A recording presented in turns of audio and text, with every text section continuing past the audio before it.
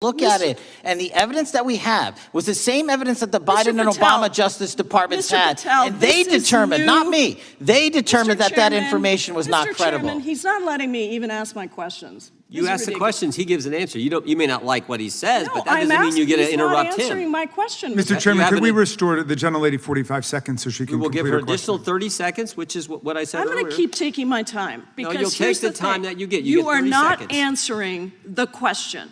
The question is, you just don't like the answer. Are these women credible? It's a yes or no answer. I have answered the question. Well, and what is the answer? I keep telling you, I'm the only FBI director that has welcomed new information in this case. This administration is the only one that has welcomed any new information in this case. Is there a yes or no to present whether the new credible information? credible? This wasn't a hearing. It was a meltdown. Kash Patel was cornered and couldn't answer a single question about the Epstein files.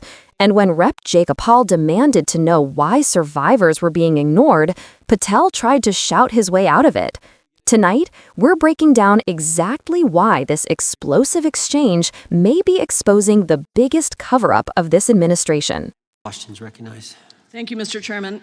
Mr. Patel, before you joined the FBI, you had very strong opinions about what the FBI was hiding regarding Jeffrey Epstein.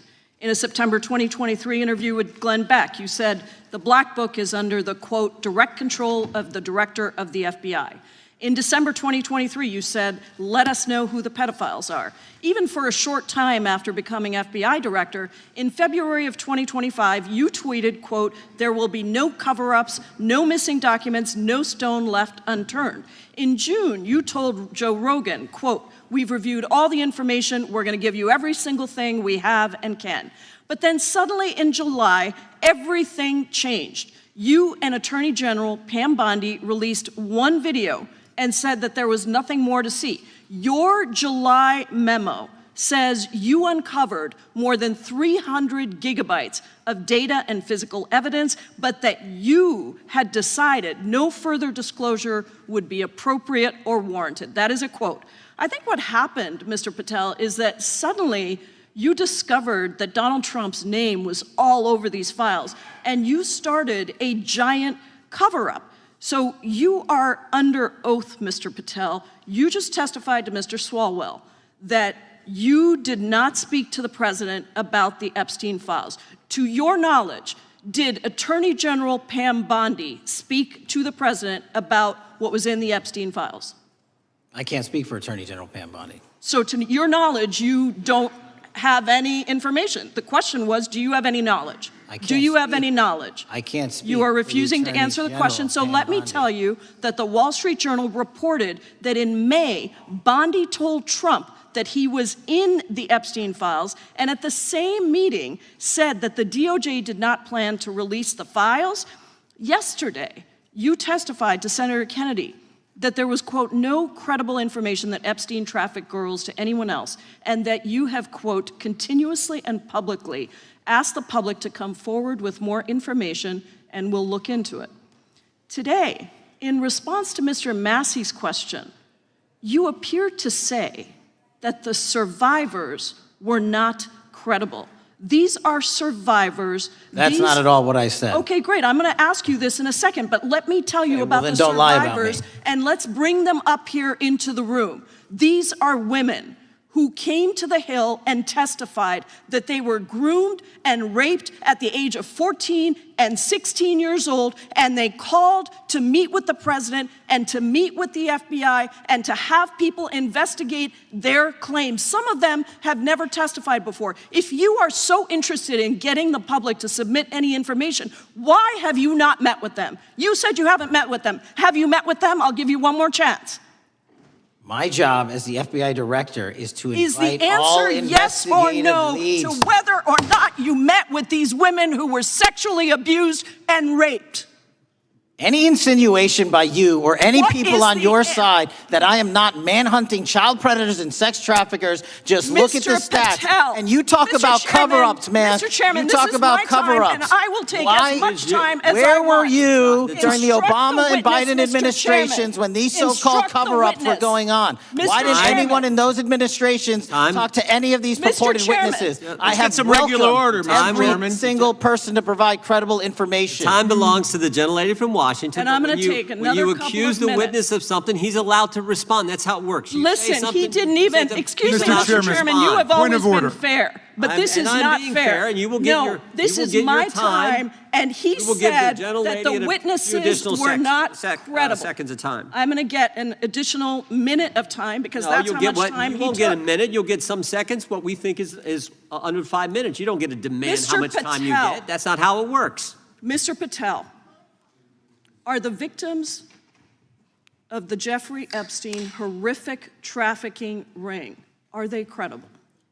Any person with information about ongoing sexual trafficking. I'm asking you if they're credible. Ma'am, I'm Are commenting they on the credible? evidence we have. But And we have routinely asked for people to come forward with more evidence, and we will look at it. And the evidence that we have was the same evidence that the Biden and Patel, Obama Justice Departments Mr. had. Patel, And they this is determined, new. not me, they determined Mr. that Chairman, information was not Mr. credible. Chairman, he's not letting me even ask my questions. You This is ask the ridiculous. questions, he gives an answer. You may not like what he says, No, but that I'm doesn't mean you get to asking, he's not interrupt answering him. my question. Mr. Chairman, have could we an- restore the gentlelady 45 seconds so she We can will complete give her her question? additional 30 seconds, which is what I said I'm earlier. going to keep taking my time because you'll take here's the the time thing. that you get. You get are 30 not seconds. answering the question. The question I is, have, you just don't like the answer.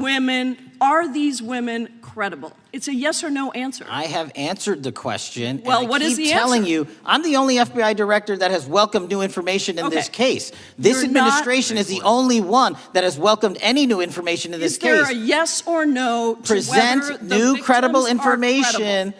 Present new Are information. the victims credible The victims- or not? I'll tell you what happened in the last Trump Are they administration. credible or not? You can't Victims even say credibly came forward, and you know what happened? President Trump authorized the indictments of President Jeffrey Trump Epstein, called not them Biden, a hoax. not Obama, President Trump no one called else. the entire thing a Democratic hoax.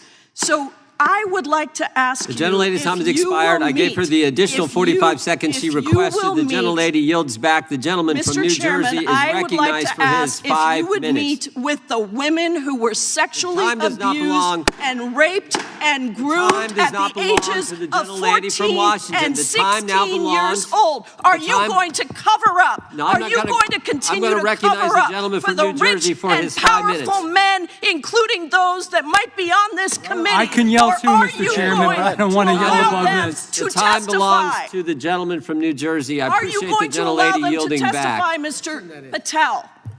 Go ahead, Will Mr. you Angelo. allow them to testify to you, Mr. Patel? Mr. Patel, thank you for being here. I know it's been an interesting and difficult 2 days. And I wasn't going to talk about the Epstein thing because there's a lot of other issues that affect the FBI, but What you just witnessed wasn't a hearing. It was an eruption.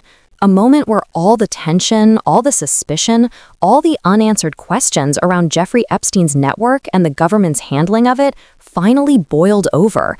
And right at the center of that eruption stood two people, FBI Director Kash Patel and Congresswoman Pramila Jayapal. Now, let's be real here. This clash wasn't about personalities. It wasn't about political theater. It was about something much darker. A fight over truth, accountability, and whether the American public is being deliberately kept in the dark about one of the most disturbing criminal networks in modern American history. Because if you strip away the shouting, the interruptions, and the chaos, what's left is this. Kash Patel once promised full transparency in the Epstein case. He said no stone left unturned. He said every file, every name, every document would be released. He said he would not allow another cover-up. And then, suddenly, everything changed. Jayapal zeroed in on that shift. She wasn't just asking random questions. She was exposing the timeline. Patel went from demanding disclosure to abruptly shutting the door, releasing just one video and then declaring, almost casually, that there was nothing more to see. That decision alone sent shockwaves through Congress. But then came the Wall Street Journal report, alleging that Attorney General Pam Bondi told Donald Trump he appeared in the Epstein files, and the DOJ conveniently stopped further releases immediately afterward. That's not politics. That's motive. And when Congresswoman Jayapal pressed Patel directly, did he talk to Trump? Did Bondi? Why were the survivors dismissed? Why were their stories ignored? Patel refused to answer again and again. Not deflected, not clarified. Refused. This is the moment where the room cracked open, because Jayapal wasn't talking about theories or speculation. She was talking about real survivors, teenagers at the time, children, women who came to Congress seeking justice after years of being ignored, women who said Epstein's network groomed them, trafficked them, raped them, and that powerful men, the kind of men who exist above the law, were protected. Jayapal gave Patel chance after chance to say something simple. These women are credible, their voices matter, and he still wouldn't do it. That is the part that should alarm every viewer, because a justice system that cannot affirm the credibility of victims, especially victims of sexual abuse, isn't a justice system at all. It's an apparatus of protection for the powerful. Patel tried to redirect, claiming previous administrations ignored the same evidence, but Jayapal's point was crystal clear. If you claim to be different, why are you repeating the same cover-up? Why are you refusing to meet with the victims? Why are you burying evidence instead of releasing it? This wasn't about the volume in Patel's voice. It wasn't about the interruptions. It was about the fact that when confronted with the most vulnerable people in this case, the survivors, he chose to attack politicians rather than defend his own decisions. And look at the reaction in the room. Chairs banging, members yelling, total breakdown. Why? Because they all knew what this moment represented. A rare tear in the fabric of the silence that has protected elite predators for decades. Jayapal wasn't just questioning Patel. She was saying what millions of Americans feel. How many times will we see the same story repeat itself? How many times will powerful men walk away clean while the victims get ignored or dismissed? How many times will transparency be promised, then buried? This isn't about partisanship. It's about a system that allows secrecy to shield the individuals with access, money, and influence. Epstein wasn't just one man. He was a network. And every time the government refuses transparency, that network gets a little more protected.